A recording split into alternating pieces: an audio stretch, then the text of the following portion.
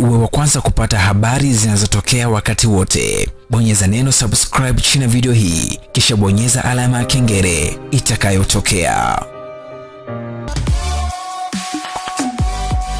Msemaji wa serikali Dr. Hassan Abasi amemjibu mbunge wa Singida Mashariki kupitia tiketi ya chama cha Chadema Tundu Lissu, akidai kwamba mwakilishi huyo wa wananchi anazungumza uongo kuhusu maendeleo ya Tanzania. Dr. Abasi amesema kwamba licha ya kuulizwa mazuri ya serikali, lakini Lissu alishindwa kujibu, badala yake aliishia kubabaika.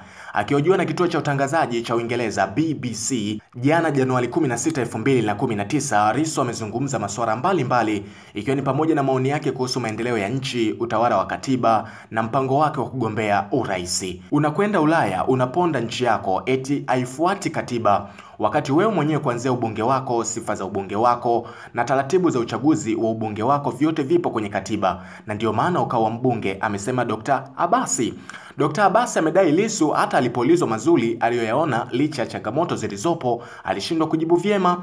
Angalia alivyoshindwa si kueleza jema moja la nchi yake baada ya kupewa fursa hiyo, bali alishindwa hata kueleza jema moja alilofanya yeye binafsi jimboni kwake, akaishia kubabaika tu, amedai Dr. Abasi.